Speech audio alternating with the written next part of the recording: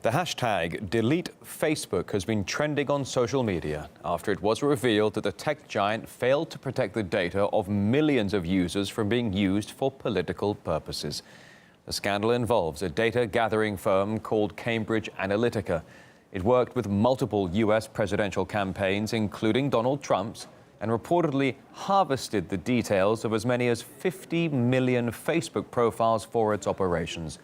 The company is now under investigation and has even suspended its chief executive. RT's Hanisha Sethi has this story. Political campaigns have changed. They're no longer about running the most TV spots or spending the most money. They're about who spends the smartest money. Finally, a political communications company that really knows how to pitch. And their name, Cambridge Analytica, has prestigious and academic connotations too. Again, very convincing. Smart money must mean smart ideas, right? We add a unique extra layer of data about personality, decision-making, and motivation. This creates an unparalleled, rich and detailed view of voters and the issues they care about, so you know exactly who to target with exactly what type of message. Cambridge Analytica claim they can do all this with a mix of data analysis and strategic communication. Their client list is one to boast about. Trump, Cruz, Carson, the list goes on. Still impressed so far. But how exactly do Cambridge Analytica target voters? A company now accused of using the private data of tens of millions of Facebook users to directly target potential American voters. Facebook is under growing pressure to explain how it'll protect Americans' personal information from people wanting to exploit it for electoral gain. Data analytics firm that harvested information from millions of Americans without their permission. Tricked by terms and conditions. Wow, suddenly data collation doesn't seem so impressive, especially when you end up in a legal feud with social media giants. And it turns out Cambridge Analytica have a lot more skeletons in their closet.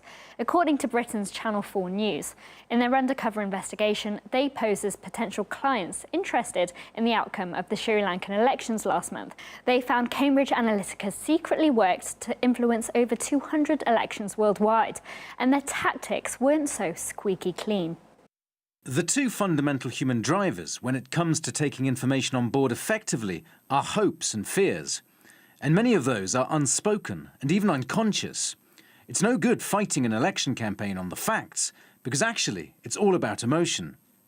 But that's not what Cambridge Analytica publicly admit, of course. Publicly, they say that advertising is not coercive. They'd also tell you they never use any dirty tactics, but... You mentioned intelligence gathering as well as part of the mix, didn't you? Yes. We have relationships and partnerships with specialist organizations that do that kind of work. You know who the opposition is, you know their secrets, you know their tactics. Send some girls around to the candidate's house. We have lots of history of such things. With years of practice, Cambridge Analytica have become real pros at getting the results they want. If we are working, then we can set up fake IDs and websites. We can go in as students doing research projects attached to a university. We can be tourists. There are so many options we can look at. I've had lots of experience in this.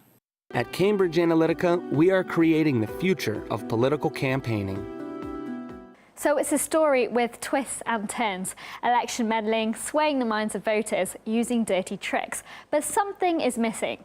Oh, and the narrative that Russia must be behind it all. Now there's an impressive result.